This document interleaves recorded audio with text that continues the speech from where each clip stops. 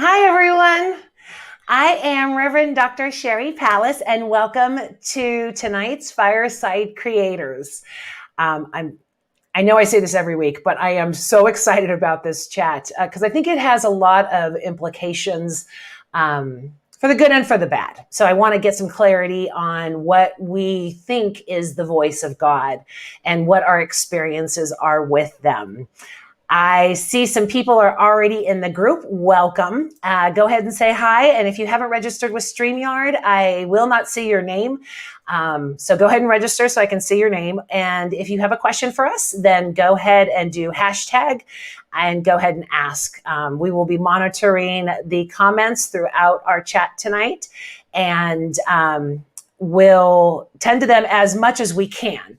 If they're off topic or if it's something that we need to go deeper in, then we will go into the VIP section after the show. For as little as $3 a month, you can join the VIP and chat one-on-one with the panel. We bring you on camera, or if you don't want to, you can just do audio, but we get deeper into the subjects and spend some more time after the show answering questions and allowing you to tell your own story that's pertinent to this. So go to sherrypalace.com, go to the support tab and register. I've figured out a way to get you in by the end of the show so we can have you get in to the VIP this call. You don't even need to wait till next week. A little bit changes in the schedule. Sarah was going to be joining us, but she unfortunately is not feeling well. And Christopher is stuck in traffic. So Cindy and I are going to start off the show and start our conversations. And then Christopher is going to jump in as soon as we get here, as soon as he gets on. So let me go ahead and introduce you to my friend, Cindy. Cindy Nolte is the founder of Fresh Look on Life and best-selling author of Finding Peace in and Out of Control. Only months after her book was published, her principles were tested when her husband was diagnosed with lung cancer. She combines 20 years of experience in talent management with her extensive studies in mindfulness to offer unique approaches to solving organizational and individual obstacles. Cindy was a finalist among New Jersey's leading women entrepreneurs by New Jersey's Monthly Magazine, Sigma Delta Tau, she's going to correct me on that, one of most 100 most empowering women, and a TEDx speaker. Welcome, Cindy. Hi, Sherry. I'm so happy to speak with you today. Oh, me too. You know what? I never imagined when we met years ago in our publishing group that we would be on a show talking about the voice of God right now. No, absolutely not. But see, this is what happens when we talk behind the scenes in that group. Yeah, exactly. Right. Well, I want to start off with, hey, Christine. Hello, Tim. Good to see you, Tim. I thought you were going to be in practice tonight. I'm so glad you're here. 10 years ago today, thanks to Facebook Memories, I found out through Facebook Memories today that 10 years ago, I heard the voice of God through a 400-pound black man on the airplane coming home from a disaster trip in Norfolk, Virginia. And I didn't even want to talk to him. It was a horrible, nothing worked out the way it was supposed to. I went up there for my son's first deployment in the Navy and couldn't see him, missed it. I also coupled it with a business lunch in order to take care of some business while I was up there, and they canceled. So I'm on the plane coming home, just not wanting to talk to anyone, not wanting to see anyone. And the guy next to me was not having it. I put my headphones on, I opened my O magazine, and I didn't want to talk to him. And he wouldn't stop. So I'm like, okay. So I unplugged my headphones and somehow we started talking about the book that I was considering writing.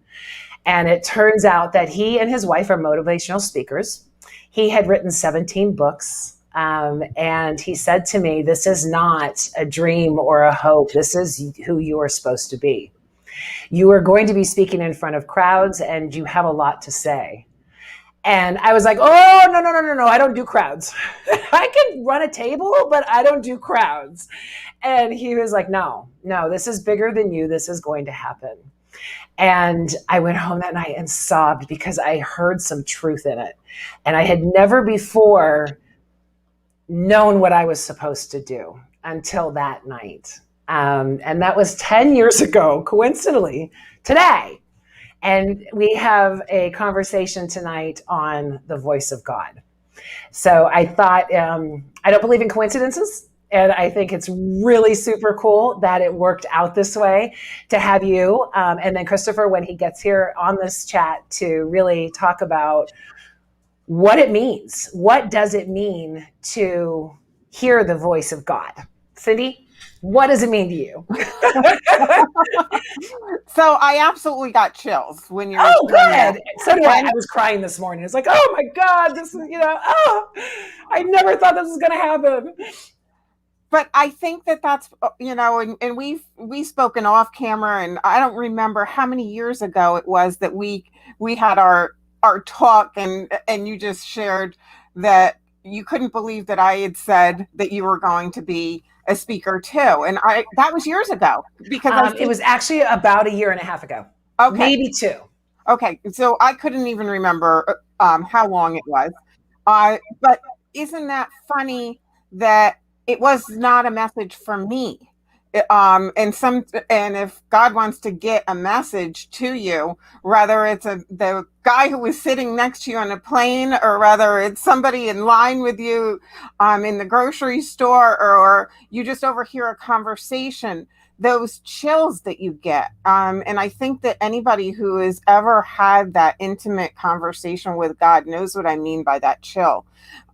It's confirmation. And for me, it's also sometimes, if it's a really hard, long run where you just want to know that someone outside of yourself is there and looking over you, at the end, and knowing that it's taken care of and handled in a way that feels right, sometimes you just almost get this overwhelming feeling like you want to cry, and it's a good cry because Yeah, it was so overwhelming. I couldn't stop crying. I cried the entire way driving home from the airport, and it was so strange because at that point my book was basically just a bitch letter. I was really angry, and I was going to try and solve the world and change the world and knock down bigotry and hatred in religion. But I didn't have a plan. I didn't have an outline. It was just like,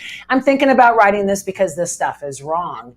And this man, this stranger sitting next to me who wouldn't let me mind my own business, changed everything for me. And it has become my life. My book's not out yet. It's not published. It's not for sale. But through this medium, I'm able to have these conversations and hopefully accomplish the same things that I was trying to do 10 years ago when I had that conversation with him.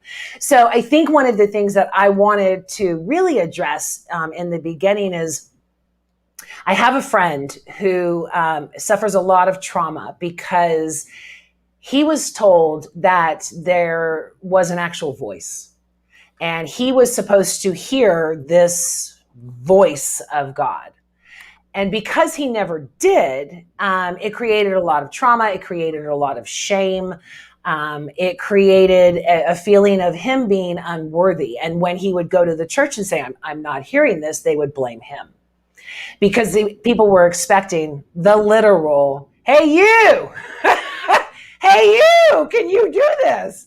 And life doesn't work that way. No. So I wanted to squash that belief immediately. And because if you are listening and you've never heard this, but kismet or synchronicity has crossed your path, then in my opinion, that is the voice of God. 100%. Like the 400-pound Black man sitting next to me on a Southwest flight. because he guides others. If he doesn't. I can't hear you, Cindy. Did you move from your mic? You know what? Live show.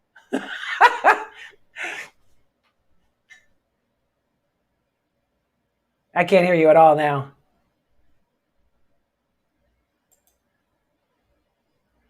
This is why we need a third person on so Cindy can get, oh, you know what? You're muted.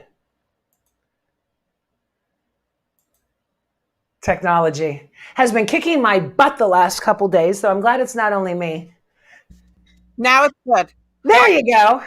So it actually fell down, and I picked it up from the So this is just before you clicked on and I want to share this because I think it's really funny.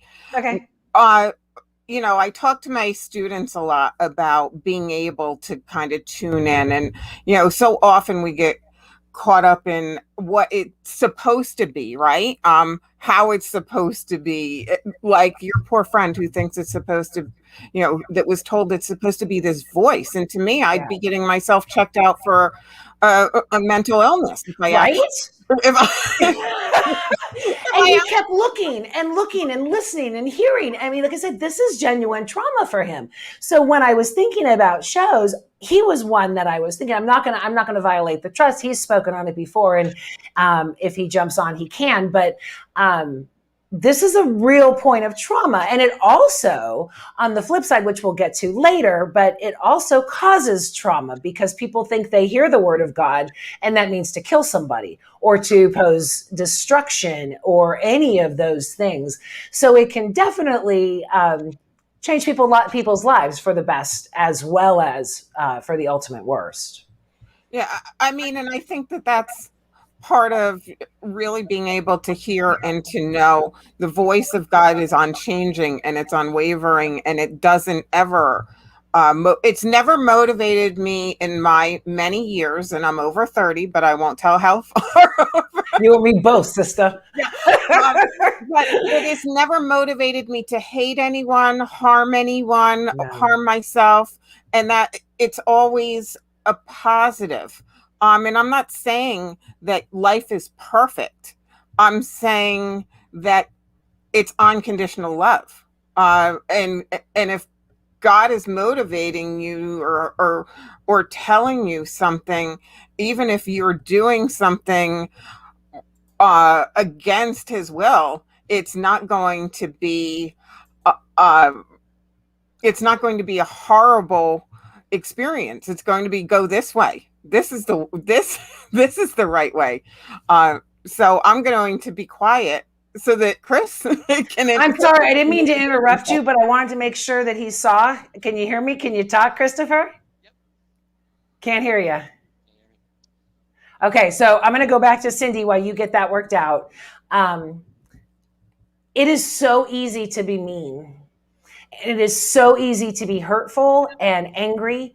And if that is what you think God wants you to do, then that makes your God extremely weak. But that's not God, ever. No.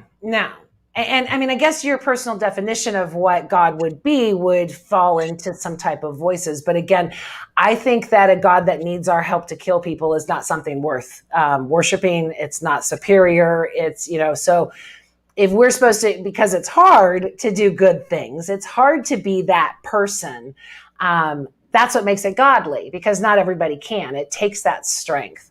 So when people hear, oh, God told, there was a woman in Texas a couple weeks ago who killed 6 of her children because God told her to. So if you're actually hearing voices, which is what a lot of religions say, that is akin to mental illness, for one. And for two, has proven across the millennia to be quite destructive. God told them to do the Crusades. God told them to do all of the things across our history that have been done in the name of God. Yeah, I have to go back to never in my years have I been told to harm a single soul. No. It's easy. Yeah. And I will even go a little bit further with, he doesn't have to motivate us to love those that we already love either. True. That makes it easy too. It's easy to love someone you already love. Yeah. There's a lot of people that I struggle with. and those are the tougher ones. Yeah.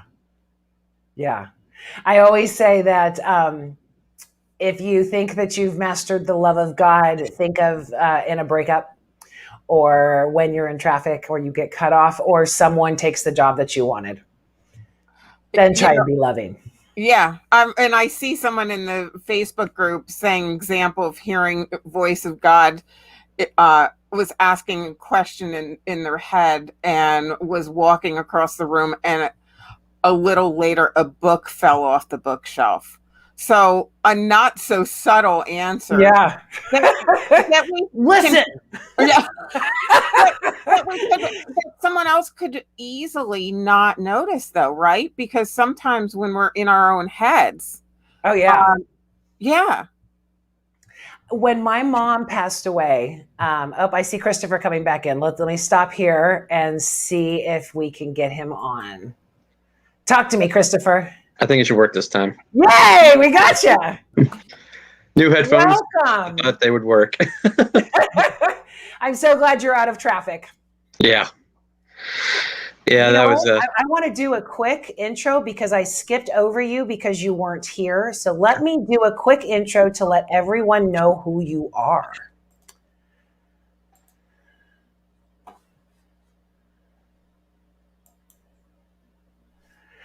Dr. Christopher Ballou is a New Clevelander after graduating from veterinary school and relishes living where the Cubs won their last World Series while enjoying his role as a toddler dad. He's a nerd who's interested in natural history and theology with an academic background, including 5 degrees, and that means a lot of debt.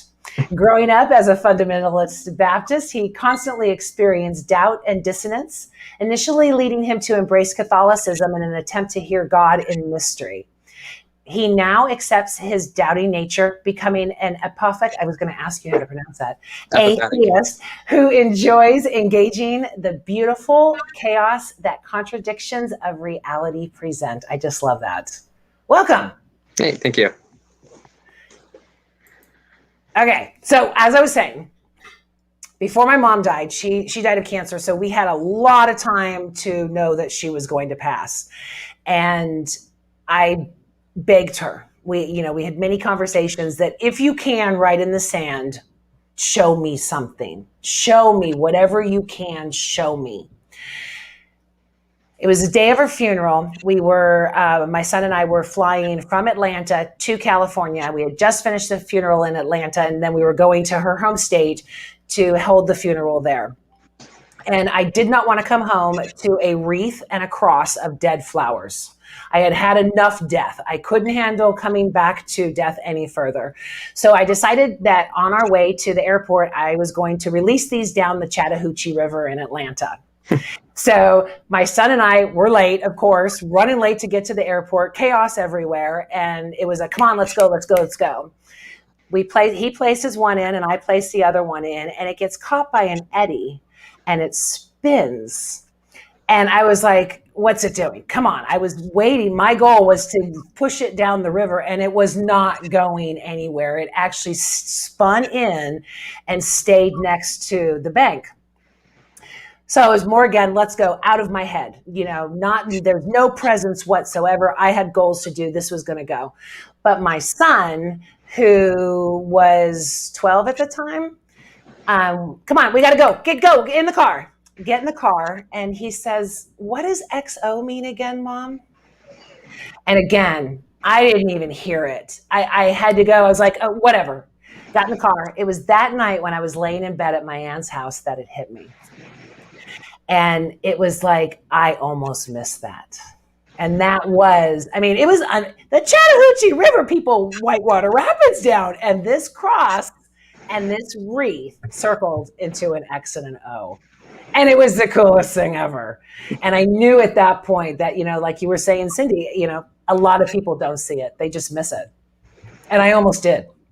And that's how we so often are in our busyness, right? And I think we all just had a nice global slowdown. Yeah. And it wasn't so, and that's not undermining the pain that it caused. Of course. But it also encouraged some of us to slow down and to really tune into that voice that we often can mute because we're on such a fast-paced mode. Yeah. So, Christopher, you're catching up. We've already gone through it's not a voice telling you to kill people and stuff like that. So, just to catch you up, Sure. what is the voice of God to you? Have you ever heard it or felt it, or your background says no? I honestly grew up trying to figure that out. Like, what was this thing that everybody else was hearing that I couldn't? What was this thing that everybody was picking up on? They're saying they could see God guiding them. They could see, uh, they could just see God speaking to them through whatever events into their mind or whatever. And I don't know. Like, I felt like my growing up, it felt like more my religious experience and then my spiritual experience. I didn't really feel like I had much of a spiritual experience, just because I tried so hard to feel it, just because I didn't understand how anybody did. It felt like I didn't have the antenna. It was like I was missing a piece of equipment that everybody else seemed to have. We talked about that before. And by the way, this is not the man that I was referring to earlier, just to be clear. But a friend had said that he felt inadequate and full of shame because he never actually heard this voice that everybody else claimed to hear. Was that your experience? Yeah, a little bit of shame, a little bit of like, am I doing it wrong? And so like the biggest things, it felt like I was just celebrating accomplishments through through religious practice with my family, just because I could kind of fake it till I make it kind of thing. Yeah. But I also tried to really genuinely find it through whatever means possible, through being baptized, through going through conversion, trying to get say the prayer right at church camp. Did it like 3 times trying to figure that out. Yeah. Then what going pressure, huh? Yeah, just so much pressure. And got into high school, and it just I just kind of started to give up on it, because I was presented with the more materialistic side of things, which I also think is just as, I can't say materialism is also wrong to me, to reduce everything to just material and say that it's human though. Yeah. And it's not, and I'm not going to reduce anybody's experiences to that, because I don't have them. They're not mine. But it kind of started to explain some things for me about why maybe I don't. And what does that mean to you? I don't know. In some ways, I am both glad and envious. Because I feel like this constant nagging doubt. I've always felt skepticism for a lot of things. I never exacted it out because I always wanted to belong, and it was safer to not fight it than to just go along with it. But that doubt that I just started to just to accept it, that that was just part of who I was, and that was okay. But also that, where was I going with that? But I'm also envious. Yeah, I'm envious. Yeah, I'm envious of people who have such conviction, because this constant like skeptical, doubting nature I have means I can never feel secure in anything, and maybe that's a lot of the reason why I don't feel a certain presence of God. On the other hand, I'm starting something new of finding God in the contradictions, like doing the apophatic. I like that. That's how you pronounce that. Yeah. Okay. Yeah, like trying the apophatic practice of like, you say 2 things: God is one thing, God is the opposite, and there's like, people always think that there's like a binary, like this is in our nature to want to categorize something about whatever we believe or whatever might exist, and we can, and technically 2 opposing things can hold true for different reasons. And so for me to be like an A/theist is not necessarily saying there is no God. It's saying that whatever God we may believe in, it probably doesn't exist as we know it, as that being to be. But at the same time, I also believe there is higher authority on this universe that I can't fully explain or put language to. And I'm in the same boat. We were saying that before you came on that if people are actually hearing the voice of God and are that confident, it's probably a mental disorder. I think that if there is a level of confidence in something that is supernatural that causes you to do anything destructive or unloving or hateful, then that confidence is bad and nothing to be envied. I would envy the people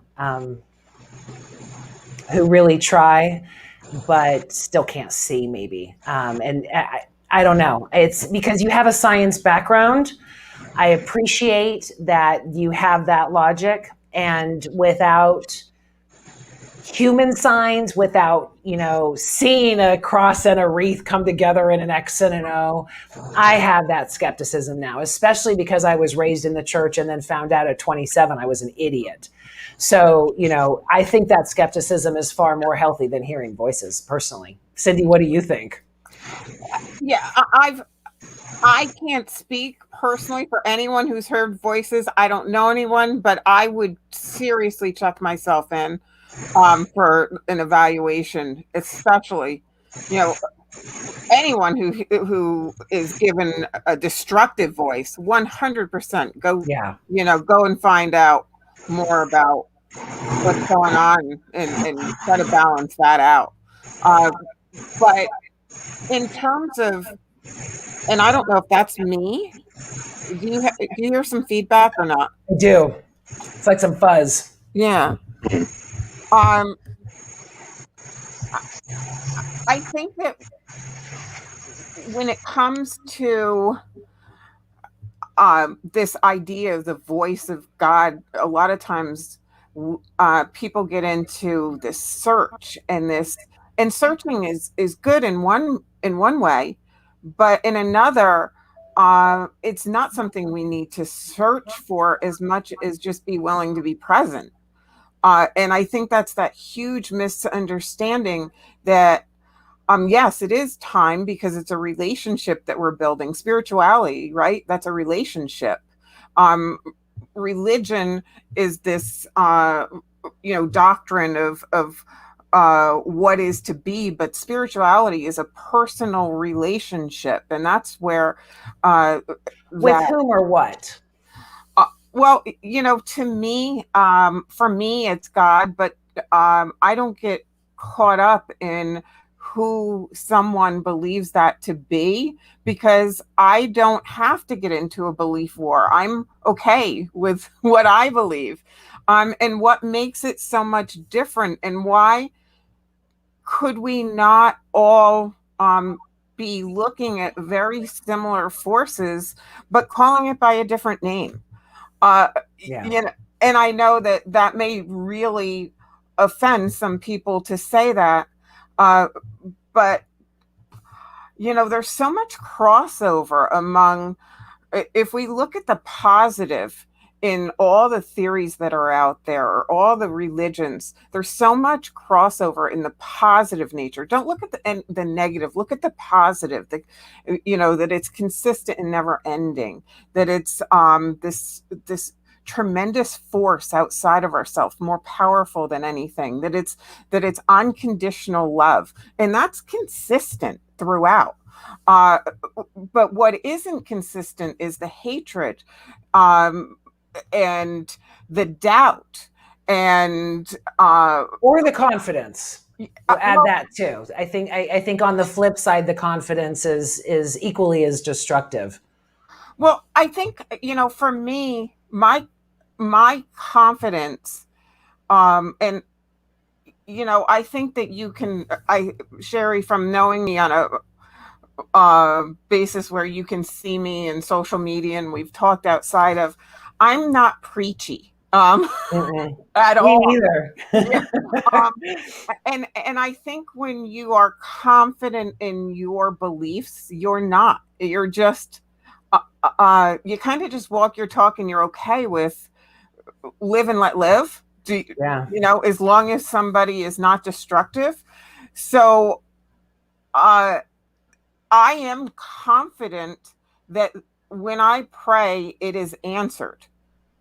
However, I am not confident that I always pray for my highest good, because I don't know that I'm all knowing, because I know that I'm not. I know that I'm human. I know that I will make mistakes. I know that I will want things that are not my highest good. I know that I will be confused, and sometimes I will get things wrong.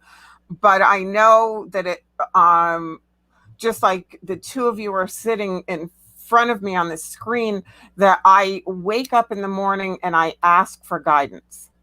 And the more that I do that, the more I hear it in my heart, not voices in my head. There you go. I Yeah. think you just nailed it on the head, forgive the pun. But maybe that's where the voice is when we do hear it in our heart and not our heads. Our heads are creating division and analyzing the shit out of everything and going through the circles, and then the heart calms. And that's part of the reason I cried so much when the guy told me that this is what I was going to be doing 10 years ago, because I felt it in my heart. And that was super cool for me. And we do get those chills sometimes to confirm things. Intuition. I think intuition was, totally mistaken and labeled as the voice of God. And intuition is dismissed because it's not that vocal thing that people keep talking about. Say I feel like a lot of things looking back on my life, it was intuition that led me to do certain things. That things just clicked into place, and it felt like an epiphany. Yeah. So an aha moment, Oprah calls it. So for me, to explain intuition, I say, where do you think that comes from? If you don't feel like it's something you knew already, it's outside of yourself, but we look for, well, it must have been something bigger, more extravagant. To me, I explain that to my students as, that's that is that connection to source, to God, whatever it is that you call your connection to that being that's more powerful than you. And from how I've seen it, it feels more like kind of like your subconscious has picked up on certain signals of your life that you're starting to just kind of piece together, and it makes sense. Like I'd always gone the easy path throughout my academic history. Like I was told eventually it was going to catch up with me, and it did. And so I finally got through my 2 years of seminary, got my MA, and I was going through my MS for biology and crashed. Just couldn't take it anymore.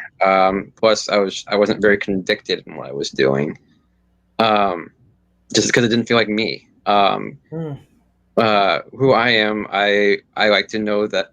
I guess I always say, doctors of any sort of any sort of medical type doctor has a sort of savior complex, and so Totally.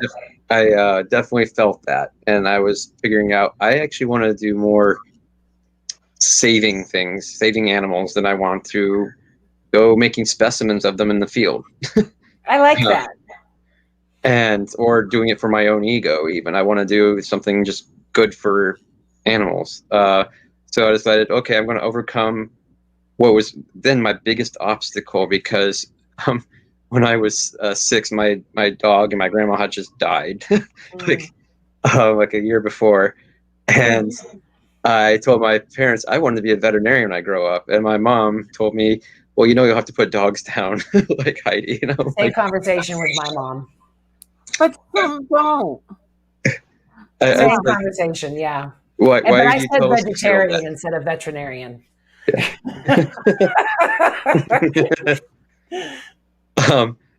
It's like, so that haunted me for so long. It's like, oh, I'm never going to go that route. I can never do that route. And that took some emotional coming over, but it also took a certain threshold of I had to reach a certain point of enough in my life. Like Wells Fargo, I was working at Wells Fargo because I couldn't figure out what I wanted to do. And finally just kind of pieced it together. It kind of evolved in that direction to the point where I ended up going to a veterinary conference and saying, that's what I want to do. So it just clicks, right? Yeah. I mean, and I think that is that synchronicity that I mentioned earlier. It when it's right. I mean, I'm saying this as Cindy said before we got on the call, that everything went wrong before the show, or lights went out. But I think when it's right, it's right, you know. And I mean, I was in sales, IT sales, high-end sales, making a strong 6 figures, and I was miserable. Absolutely miserable. I hated the stabbing in the back. I hated the cutthroat. I just wanted to help people. And now I look at that as like my own personal hell. That, you know, like I would rather do anything than go back to that, because it's not who I am. I can't do it. I just can't. Don't make me. You know? Yeah, I never want to go back. Then, but I would also say I would never go back through vet school again. Well, there you go. Yeah. Are you happy with your decision? On the other side of it, yes. Vet school, both inside the school and outside of school in life, just were very difficult, and I would never want to go through it again. I wouldn't want people to go through what I went through. But I survived. I'm happy to be on the other end. Congrats. In the end, it's thank you. It's worth it, but it's also something I wouldn't want to do again. It would be very damaging. But it already has been damaging. So that's one of those things that kind of also makes me question this whole, for me, was it the voice of God telling me to go this direction? Because it ended up being very psychologically damaging to me to go through what I went through in vet school. I'm going through counseling right now, dealing with it. Oh, wow. Heavily medicated with different prescriptions that, yeah. I'm not sure, like, why the voice of God would send someone through that, I guess, if that's, and I mean, there's biblical experience with that, but at the same time, I don't feel like that was ever right either. When I was looking at those stories, it seemed very troubling. Very. Yeah. But I did have one question also to Cindy about like this intuned to the goodness. Like, how much do you maybe might potentially attribute that to, like, humans are a communal species, like they're a community species, and they're going to look out for the best in each other and try to find connection with each other, communicate with each other, versus like it's almost unrewarded to be against that group. So like to do things that are bad or mean or are isolating from the group in a bad way, essentially to break from the communal good versus doing the communal good. How much is that maybe our choosing to do certain things and hearing the good things kind of just tapping into that? Yeah, it's an interesting perspective, but I have to, it hasn't been something I've meditated on, but to me, what comes to mind is humans are flawed. God, yes. And to tune into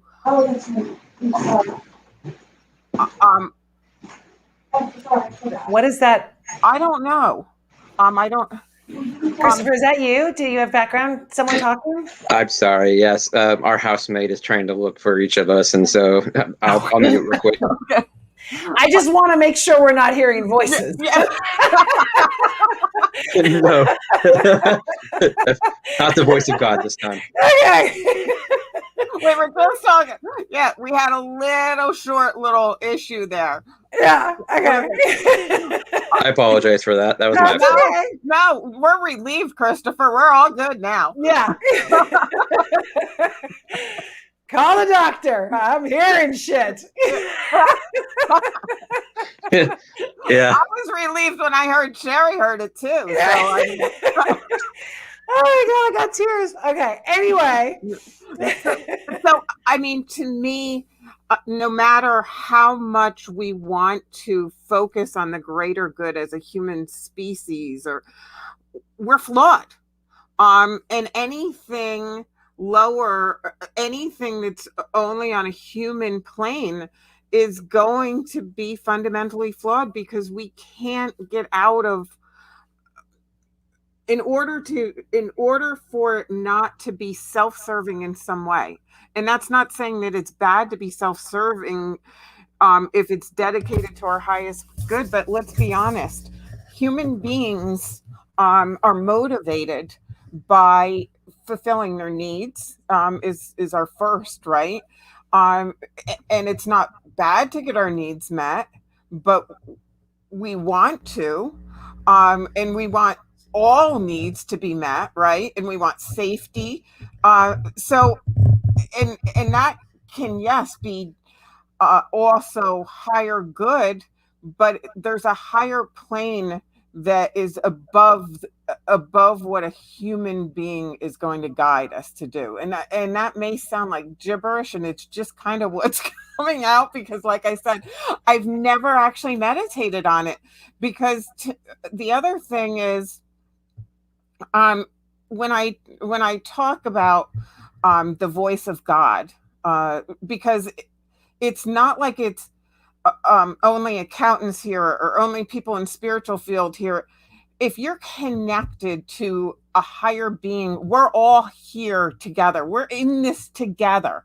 And if we're having this conversation, to me, it was a divine appointment. I was supposed to spend time with Reverend Sherry tonight, and you, Christopher, and we agreed to this. This is my belief. I'm not, and there was something that we agreed that we would do together.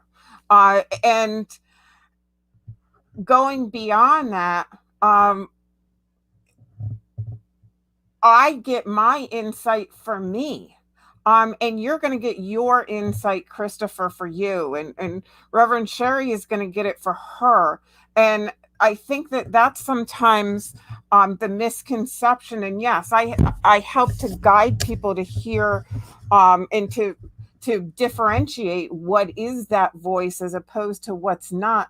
But I don't have secrets with a higher being or God that someone else doesn't know about their own life. I like that. You're going to be first to know it, and you don't need someone else to tell you about your life. And you know, there's this hierarchy that sometimes makes people feel small about not understanding. And to me, we're all equipped with this amazing ability to connect to source, to God, to whatever you want to call it, for whatever it is that we need, our needs, to do what is dedicated to our highest good, to fulfill our purpose. And it's all different and separate for all of us. Oh, completely. Yeah. I think there's only two factors on this planet that are supernatural. Well, I mean, the supernatural stuff flows off of that, but I think that the two powers are ego and love. And we have given other names for those, like God or Satan or one of those things. So in my opinion, if it's not for the greater good, if it's not for the benefit of the community, if it's not for love, it cannot be for love, meaning of God or of anything else. So if it creates separation, if it creates pain, if it creates division, then that would be something coming from your ego as opposed to your source of love. Does that answer your question? In a way, yeah, I think so. Approaching it that way. Yeah, that would actually answer my question in that sense. Because I always, I guess I go to it does sound very heavily materialistic. I'm not intending to come off that way though, but the idea, the community is like that kind of, that helping you kind of guide you in that general direction, I guess, towards what overall the community is good. Like the individual human may come up with with things that are not necessarily good for themselves on the whole, or bad. But like I feel like even within those systems, like even belief in God can lead one to do things that might be against the greater good, even within a community system. Like, you talk about like the Crusades. That was just like a fever pitch of feeling like they needed to go convert people. Well, and that's why my tagline is "Man has ruined God." Yeah. I mean, all of these, more people have been killed in the name of God than all natural disasters combined since the dawn of man. So, I mean, we have killed more people in the name of God than God has supposedly killed people. Again, it's just such a weak belief, in my opinion. Yeah, and you had like a community of nomads in the Middle East that went through and slaughtered whole peoples because God told them to. And so, and their leaders, they had the community belief that the prophet of God was telling them to go do things. And that's when it gets so dangerous. I mean, Yeah. because you get these fanaticists. We have them on the Christian right in the U.S. The Middle East has them in the Taliban and ISIS. The Buddhists now even have them with killing the Muslims. I mean, it's even the most spiritual people I know, or beliefs rather, there's still some type of corrupt ego that wants to crash and crush someone else. And I think that's why this call was important to me, was because we needed to say, look, if you are hearing this in any way, if it's not for the communal good, then I need you to make sure it's, that you check yourself and it's not of God. I don't care what you say. It's not of God if it's going to be so easy to just knock someone off or create pain or something like that. It's just not. It's a fallacy. It's ruined everything. Millions of people have died over it, and it's just crap. And I think it's more ego empowerment by claiming that you have God's favor in doing so and justification, as opposed to any reality whatsoever. I definitely tend to think of whatever you might call God or whatever motivating force you have, because everyone has one, regardless of what you believe in terms of whatever someone might call themselves in terms of theism or whatever, has that belief and a motivating power to be something greater than themselves and whatever they are doing that with that. So obviously I feel like if that's motivating you to do good in the world, to be more human in a sense, that is the to me, that is God guiding you. That is, to me, your voice of God.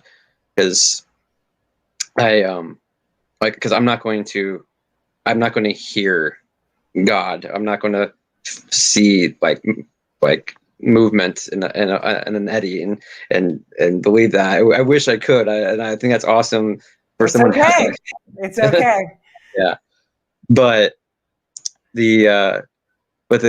what's motivating you to help your neighbor is what's helping you not to want to take yourself. What's making you choose altruism, I guess, also. Yeah. But also in the Compassion, end, love.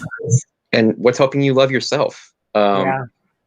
Because if honestly, like, so many voices of God make ourselves feel smaller and insignificant, and to put God on this pedestal, then to make ourselves so small that or I feel so like large. Either way is destructive. right, exactly. It makes, like, if you feel insignificant, then in some ways that's freeing, but sometimes it also can be very destructive to your own self-esteem. Yeah. But you also don't want to give yourself too much power, and knowing that there's much bigger things in reality that are in charge and you have no control over. I say that to use the ego for giving, for love, be the greatest philanthropist, build the greatest school. If you need to do I think we just lost Cindy, technical difficulties. Oh no. But if you need to be the greatest in changing the world to make a better place. Don't be the greatest asshole. Don't say that, God loves me the most, don't, and any of that. So literally, I'm going to date myself here, but 30 years ago, I came across this little snippet in the page 10 of the San Francisco Chronicle. of this wannabe spiritual guru who was out there trying to make a name for himself by the name of Deepak Chopra. And he was unknown at that point, but I saved it. I cut it out because it contradicted all of the Christianity that I had been raised with, and it resonated with me. And I actually, that showed up in my memories today too on Facebook, but it said, be mindful of meaningful coincidences. They will highlight your path and show you where to go. And that took everything from the biblical, spiritual realm of outside of me, of all of this Christian domination, and again, trying to hear actual voices, into what I picture now is swimming face first down a river and looking for ways to go. It's going with the flow, literally going with the flow, but not feet first. Head first, so you can control your own destiny, and looking for avenues to go before you go over off of that waterfall. And I think that means everything. Sometimes you're going to go over the waterfall, and that's going to suck because that's life. And you said that was, probably that was what your vet school consisted of. But a lot of times that path appears when you can go off and go on. And I think that would be the voice of God. Yeah. And I think I'm going into also what I'm saying with the seeing God in the contradictions. Yeah. It's actually been kind of a liberating thing. It feels like can I kind of revisit a belief in God again, because I was going through so much time of like, I remember talking to my wife Amanda and just saying, I don't even want to talk about God anymore. Like I don't want to talk about whether or not God exists. I don't want to talk about whether or not any sort of spiritual belief, because I don't want to anymore. And then it just kind of hit me in those kind of shower thoughts.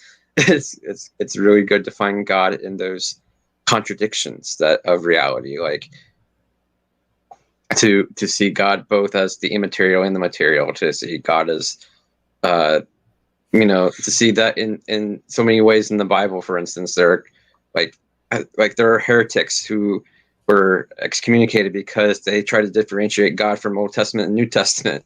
Yeah. And like saying God is the same throughout all of it, and it's like you read the text and you can't really. I don't know how you get that this is the same God. You've kind of seen a human evolving nature of understanding of this particular group of people, how they understood God to be. And even later on, a different interpretation of what those people believed. Like you have Greek ideas implemented into Hebrew ideas, and then you have... But there's a huge evolution. It's a huge Religion's evolution. against evolution, but has totally undergone their own. I mean, Yeah. the difference. By the way, I want to make sure that everyone heard, and I love you for saying this, Christopher, shower thoughts.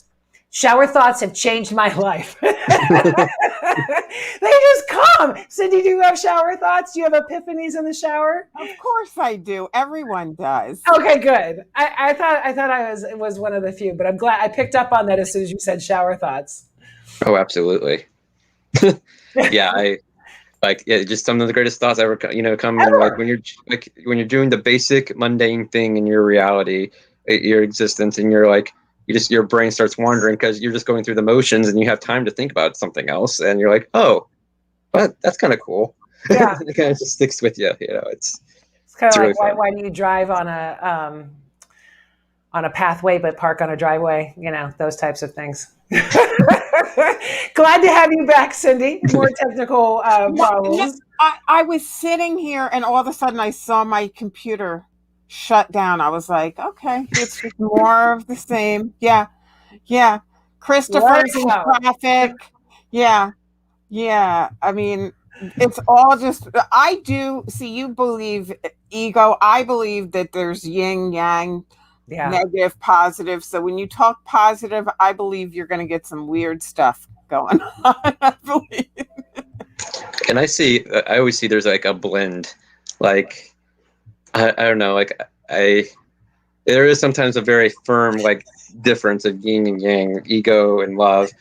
And I feel like there's always some ego and love, and there's some love and some ego at somewhere, and there's some darkness and light, and there's some light and some darkness. It never perfectly goes away or exits the other.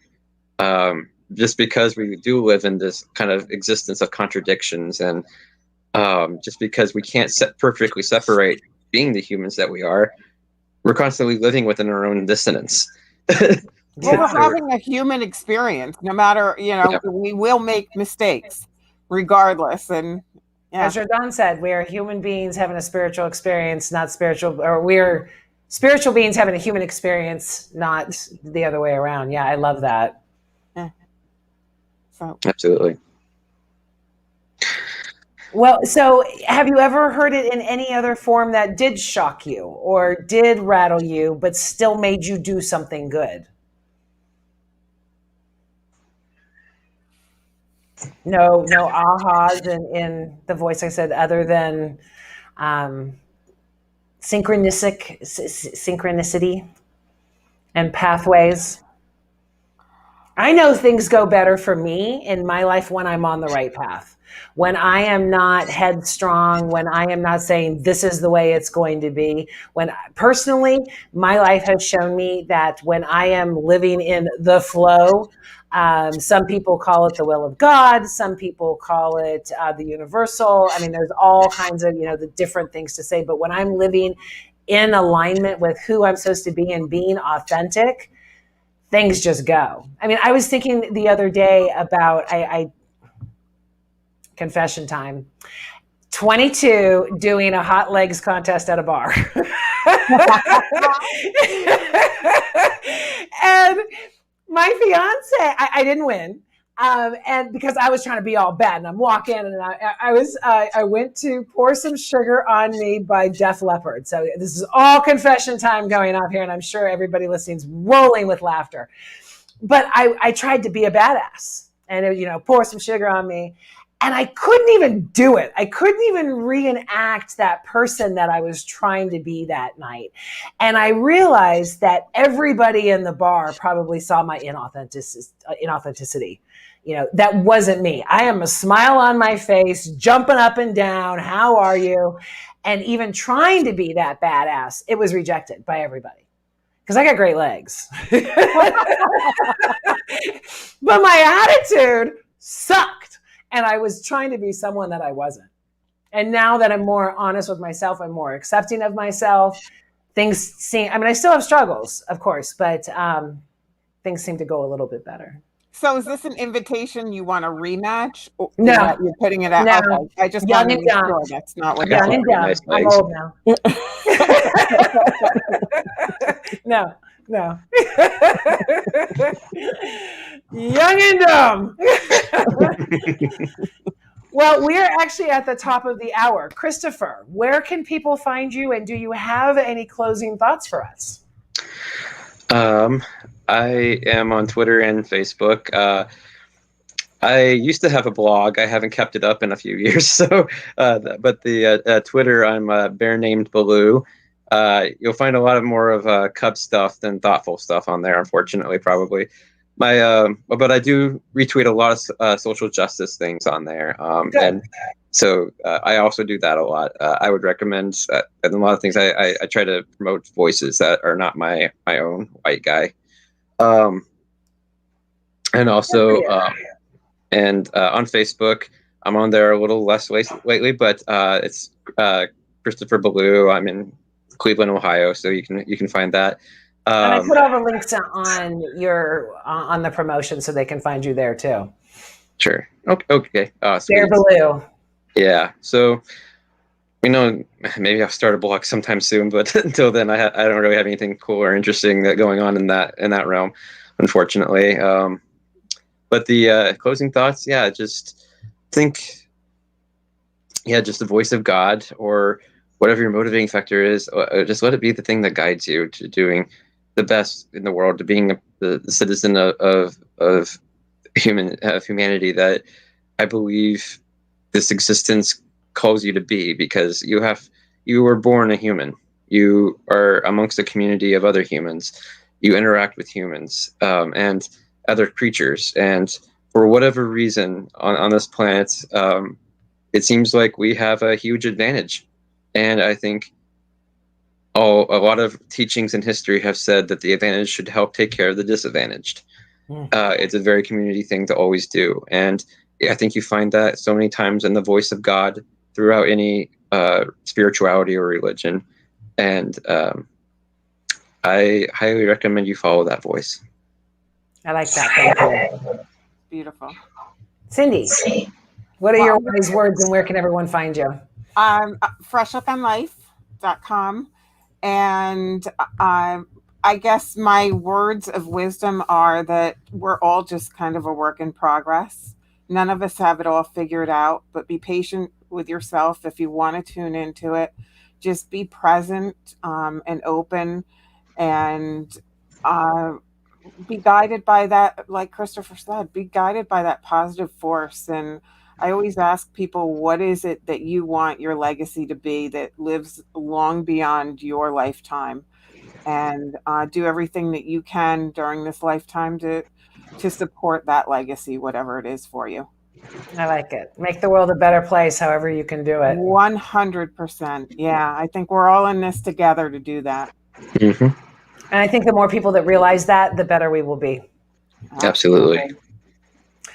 Okay, well, I'm going to send you guys backstage. I will see, for everyone listening, we are going to go into the VIP right after I close this show out. But thank you so much, Christopher. And thank you so much, Cindy. What a great, it went fast again, right? Yeah, it did go really fast. Like that.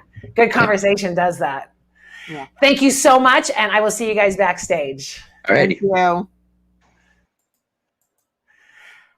I love these. I live for these at this point. I'm still in isolation, so these conversations just thrill me beyond belief. Hit like and subscribe if you're watching on YouTube. If you want to join the VIP conversation, go to sherrypalace.com. Go to the support tab, hit, and then become a member for as little as $3 and come backstage and talk to us, because this conversation is going to go deeper. And we will be able to hear your stories. I want to thank people who are already members who are supporting me. I thank you so much, because they keep this show going and the cool little stuff that I get to play with on the broadcasts.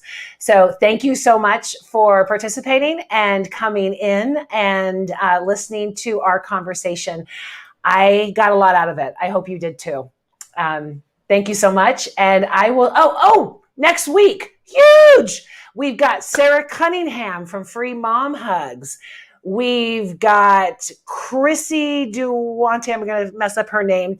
She's a trans in England. And then we've got Chester Heacock, who specializes his ministry on the LGBTQIA. And so the call will be on focusing on God loves the gay, no matter how much you don't. So next week's going to be huge. Thanks again. I will see you next week, and have a great one. Love everyone you can. It's a good thing. Mwah!